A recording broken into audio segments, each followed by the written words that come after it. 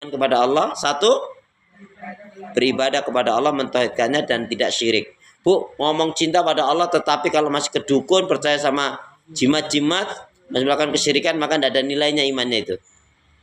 Yang kedua, jadi yang pertama tadi beribadah kepada Allah, mentauhidkannya, tidak syirik. Yang kedua, mensyukuri nikmat karena Allah Subhanahu wa taala. Ini orang yang betul-betul cinta pada Allah itu, Bu, banyak syukurnya dia. Enggak pernah berkeluh kesah. Anda kan sampai keperucut berkeluh kesah, segera dia istighfar. Kenapa, Bu? Itu yang membuat lega kita. Ya sudah, qadarullah begitu kok. Kenapa? Nih, Bu, perhatikan. Mengimani takdir itu lebih utama daripada 1000 amal kebaikan. Maksudnya apa? Mengimani takdir itu lebih dasar daripada 1000 amalan. Kenapa? 1000 amalan yang kita lakukan bisa menjadi rusak hancur ketika kita menolak ketentuan takdir Allah. Menolak ketentuan takdir Allah itu menyalahkan Allah. Aku ini kurang apa? Aku udah sholat, udah zikir, udah sedekah, masih diberi susah. Nah, padahal yang namanya takdir, diingatkan, baik dan buruk semuanya adalah ketentuan dari Allah.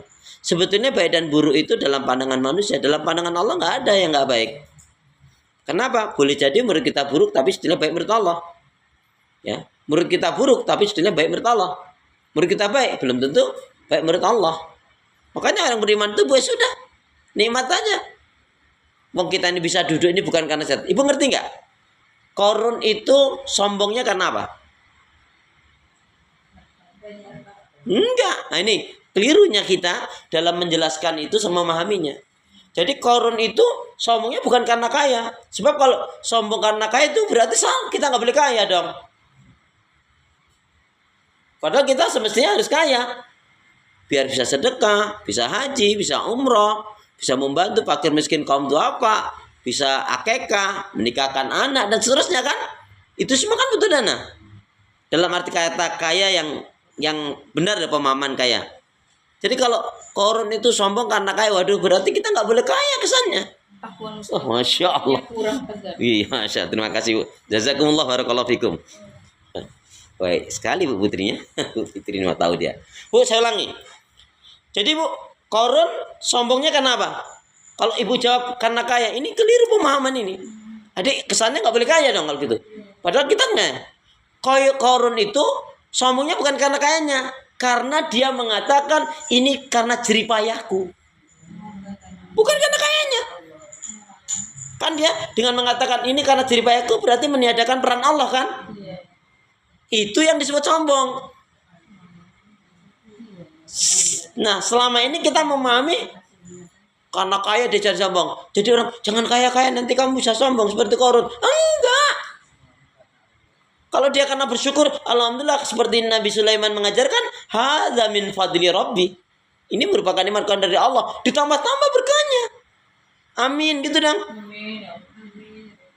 Ya.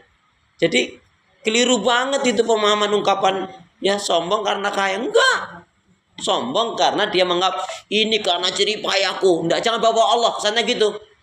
Kurang ajar dia. Nah, adapun Fir'aun sombong karena dia mengatakan aku adalah Tuhanmu yang paling tinggi.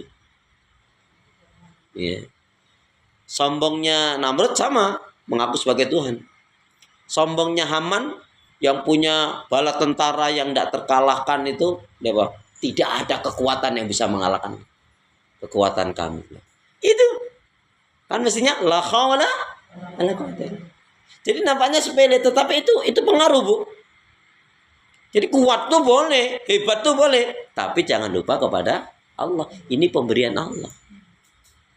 Jadi bukan karena jadi pejabatnya. Enggak, saya nggak mau jadi pejabat, nanti saya sombong. Loh, kalau kamu dengan menjabat itu bisa menerapkan syariat Islam, karena memang kita butuh power, Bu. Coba 100 ulama ngomong ini nggak didengerin, Bu. Gubernur cuma tanda tangan, sah itu, Bu. Bupati, sah itu, ya kan? Nah, jadi ada ungkapan-ungkapan yang perlu diluruskan. Contohnya tadi itu, ya. Jadi bukan karena kayanya, tapi karena sombongnya, karena ucapan, ya. Baik. Jadi beribadah kepada Allah, mentauhidkannya, tidak syirik. Yang kedua, yaitu mensyukuri nikmat karena Allah Subhanahu wa taala. Yang ketiga, mentaati perintahnya, menjauhi larangannya. Bersungguh-sungguh ya bersungguh-sungguh semangat menjalankan perintah Allah dan menjauhi larangannya. Harus serius, Bu. Karena perintah Allah itu kalau nggak serius nggak bisa kita jalankan, Bu. Contohnya, Ibu serius ya mau haji, Bu Fitri serius mau haji, nggak apa-apa jual Innova nggak masalah. Ya, karena dengan itu apa? Sudah menunaikan rukun. Ya, loh, kalau nggak begitu nanti dunia menarik-narik kita. Ya, kan yang nggak boleh terlalu mencintai dunia. Misal, kan begitu. Ya. Ternyata dunia itu, Bu, kadang-kadang kalau sebelum kita miliki, wah bayangannya begini-begini. Contohnya belum punya mobil motor. Wah nanti akan begini. Sebenarnya biasa-biasa saja, bukan mengecilkan loh ya. Nggak seperti yang kita bayangkan sebelum kita punya, ya kan? Kalau punya rumah, punya ada kolam renangnya, emang yakin mau tiap hari renang? Enggak juga, Bu. Bersihin aja males. Ya. Jadi kadang-kadang dunia itu kalau kita belum miliki ya begitu, bayangannya terlalu indah dan jauh sekali. Ya, angan-angannya melintasi, ya manalah gitu. Baik. Jadi pastikan kita semangat dalam menjalankan perintah Allah, menjauhkan larangannya. Itu Bu tandanya kita cinta. Cinta itu kan memang ada buktinya. Seperti kemarin saya contohkan seorang suami mengatakan I love you. Sehari ngomong 100 kali tapi tidak pernah ngasih duit istrinya, pret itu Bu. Iyalah. Yang ketiga, yang keempat, bersyukur ketika diberi kebaikan, kesenangan, kenikmatan, bersabar ketika diuji dengan yang tidak menyenangkan. Bersyukur kepada Allah, bersyukur sepanjang masa, syukurilah apa yang ada. Hidup ini adalah anugerah. Masya Allah. Yang kelima? Yang kelima belum ya? Baik. Yang kelima, bukti cinta. Ini mohon maaf Bu, serialnya cukup panjang ini ya. Bukti cinta emang harus sabar untuk ilmu itu. Ya. Dibrukan langsung ya juga enggak. Seperti Ibu saya kasih PR, tolong sebutkan 31 penyakit-penyakit hati jika belum dikerjakan, kan begitu ya. Yang kelima, orang yang betul cinta imannya kepada Allah, yang kelima apa Bu? Nih, hanya mau makan rezeki yang halal, menolak yang haram. Hanya mau makan atau hanya mau yang halal, menolak yang haram. Karena haram itu nggak mesti dimakan kan. Hanya mau yang halal, menolak yang haram. Apakah bentuknya makanan, bentuknya pakaian, bentuknya kendaraan. Hanya mau yang halal, menolak yang haram. Ini prinsip Bu. Bohong dia mengatakan cinta kepada Allah. Ya. Kalau halal mau, haram mau. Ya. Ini menghalalkan segala cara. Bu, contoh halal dan haram itu kita mengambil dua contoh ya. Yang pertama, seorang laki-laki, dia dari safar, pergi jauh, meninggalkan anak istrinya demi mencari nafkah. Tapi nafkah yang dicari bukan yang halal. Rambutnya awut-awutan, acak-acakan wajahnya, pakaiannya, dirinya penuh dengan debu. Sambil menangis-nangis dia berdoa, Ya Rabbi, Ya Rabbi, Ya Allah, Ya Allah, Ya Allah. Menangis-nangis dia berdoa. Tapi doanya nggak dikabulkan. Kenapa? Karena yang dimakan haram, yang diminum haram, yang dipakai haram. Dia suka melakukan yang diharamkan. Contoh yang kedua mengenai riba, haram dan riba itu adalah ya, karena kalau riba mesti haram. Kalau haram belum tentu riba. Karena ada yang nggak riba ya, tapi haram ya. Bu, contoh yang kaitannya dengan haram dan riba ini yang kedua adalah haji juga. Haji kan termasuk ibadah yang lama loh Bu. Ibadah fisik, ibadah harta, ibadah waktu. Ya. Jadi dia bukan hanya ibadah fisik saja, ibadah waktu juga lama. Ya. Kemudian ibadah hati juga. Karena habis haji itu ada malah terjadi di waktu saya haji di 2017 kemarin apa 2000 yang 2006 ya. Itu beritanya kan sudah selesai haji tinggal pulang. Nggak tahu jamaah dari mana itu, Pak Indonesia apa Indonesia, lupa saya. Itu suami istri cekcok. Ya orang yang di lobi, aduh ngapa ini? Udah selesai haji malah cek. Kedengar suaranya dari ruang kamar dong. Habis itu tenang, nggak ada suara. Nggak tanya apa, di bawah rame. Suami istri itu ternyata loncat dari lantai 11. Jadi sudah selesai hajinya, tinggal pulang. Karena nggak terjaga hatinya. Jadi naudzubillah min dzalik. Makanya seorang haji ini Bu dipuji sanjung sama jamaah-jamaahnya. Ya Allah, baik banget, khusyuk banget. Tawafnya, sa'inya, wukufnya di Arafah, doanya dan lain sebagainya. Semua jamaah memuji. Ini betul-betul Masya Allah, mabrur banget ini haji orang ini. Orang terkagum, salut. Tapi sebenarnya ketika dia mengatakan labbaik Allahumma labbaik, labbaik la syarika lak labbaik, innal hamda wa ni'mata lak wal mulk la syarika lak. Ketika dia bertalbiyah sambil menangis, apa dijawab oleh malaikat Bu ketika dia katakan labbaik Allahumma labbaik sambil menangis? Jawab oleh malaikat apa? La labbaik wa la sya'dik. Enggak, Allah enggak manggil kamu. Kamu datang sendiri. Kan labbaik Allahumma labbaik itu kan, labbaik Allahumma labbaik itu kan, ya Allah aku memenuhi panggilanmu. Tapi dijawab oleh malaikat, la labbaik wala sya'dik. Enggak, Allah enggak manggil kamu, kamu datang sendiri. Dan semua yang kamu lakukan rangkaian ibadah itu enggak ada yang dinilai oleh Allah, semuanya ditolak. Walaupun semua jamaah memandang kamu adalah khusyuk, mabrur dan lain sebagainya. Ya, sayang sekali kan? Kenapa sebabnya? Dia ONH-nya, ongkosnya dengan yang haram dan riba. Ya.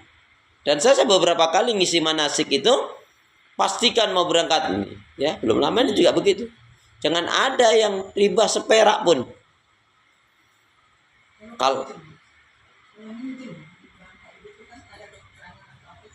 Kalau minjem boleh nggak? Yang penting ada yang minjemin aja. Gini. Kalau minjem itu ibu lagi punya utang nih, saya contohkan ada 2, ibu lagi punya utang. Pas mau berangkat haji, ibu nggak boleh berangkat haji diam-diam. Kecuali, mohon maaf, memang pembayarannya 2-3 bulan setelah pulang dari haji. Nah, itu tidak masalah. Karena kalau pas pemberangkatan haji, dia datang. Ibu punya utang sama saya loh. Ya, saya tahu, saya sadar. Tapi ngerti gak situ? Saya ini lagi mau haji, mau ibadah. Tahu diri ngapa sih kamu? Mau nanti ngapa gak sabaran banget? Belum berangkat udah marah-marah gitu. Gimana mau mabrur, Bu? Enggak, kewajiban dia apa? Melunasin utang. Nah, mungkin contohnya Kak Mer pinjam sama Bu Lili. Bu Lili, saya pinjam uangnya ya. Saya mau berangkat haji, ini saya gak enak sama Bu Yus karena saya pinjam sama Bu Yus. Nanti insya Allah saya pulang dari haji, saya lagi jual ini kok. Nah, atau kalau ibu bisa menjualkan, alhamdulillah. Nah, itu boleh. Kenapa jangan sampai kita haji, ada orang yang kita zalimi. Kan zalim kita punya utang sama dia, kok kita diam-diam. Terus nggak boleh dia ini juga. Saya mau pinjamlah sama Bu Ririn. Lagian jika orangnya baik, lagian kalau aku nggak baik dia mesti mengikhlaskan. Itu udah berdosa itu, nggak boleh. Berarti nggak ada niat kita. Nah, orang yang mencinta Allah tuh Bu, garisnya jelas sekali. Furqonnya, pembedanya jelas sekali. Halal mau, haram nehi. Pokoknya kalau yang namanya haram riba nehi. Jangan seperti seorang istri pertama kaget tapi selanjutnya malah dia dukung. Seorang suami datang, Assalamualaikum. Waalaikumsalam. Mama tolong Ma. Apa ini? Tas ini kok berat banget Pak? Tolong apa ke dalam? Apa sih? Udah nanti. Setelah dikunci. Dibuka. Ya Allah Pak, astagfirullahaladzim. Ya Allah duit banyak banget. Ini gimana cerita namanya? Dari mana ini Pak? Papa nyolong ya, nyuri ya? Korupsi ya? Mama kan ngerti. Aku tuh kerjaannya apa? Jabatan gue hanya apa? Nah kalau aku nggak pinter-pinter nyolong gini, kalau aku nggak pinter-pinter korupsi gini, ya nggak mungkin lah aku bisa banyak uang segini. Astagfirullah. Jadi papa nyolongnya gitu. Ya udah Pak, tapi hati-hati ya Pak, besok lagi jangan sampai ketahuan. Tak dukung deh. Ih, setan banget ini, Bu. Mau atau? Nah, sebilang minta nih. Padahal wanita soleh zaman dulu apa katakan? Dia katakan kepada suaminya. Wanita soleh zaman dulu, Bu, kalau suaminya bepergian cari nafkah, cari rezeki, itu dia antarkan suaminya sampai pintu depan rumah atau halaman rumah. Wanita soleh zaman dulu. Ya. Sabar, belum selesai ceritanya, belum selesai.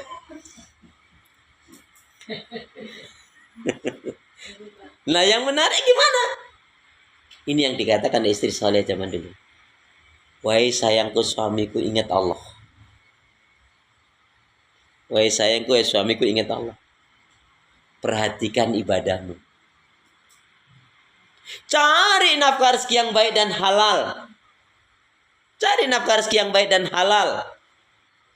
Aku dan anak-anak rela tahan lapar daripada aku dan anak-anak rela tahan lapar daripada kau pulang membawa rezeki yang haram, dan aku selalu menanti kehadiranmu say. Istri solihah zaman dulu. Zaman sekarang gimana? Mau berangkat ya? Ya, hati-hati. Assalamualaikum, salam. Buat duit yang banyak. Astagfirullahaladzim. Ada yang begitu. Contohnya ada saya kasih ceritain gini. Yang penting jangan kalau istri kerja, yang penting jangan lupa kasih ustadznya aja. Ya selama, artinya selama kerjanya tidak menjadikan dia lupa diri sebagai istri. Dia seorang manajer misalkan, itu kan di kantor, dan dia bisa menjaga batas-batas ketentuan ya syar'inya. Ketika di rumah ya dia sebagai istri. Dan assalamualaikum, salam panitas, lemparin jelek.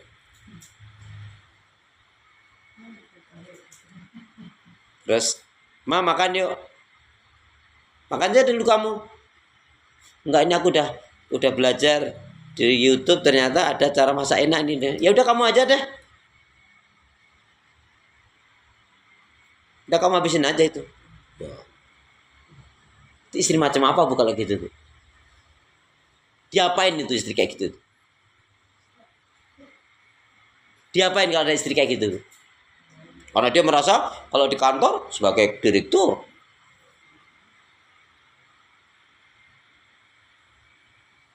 Halo?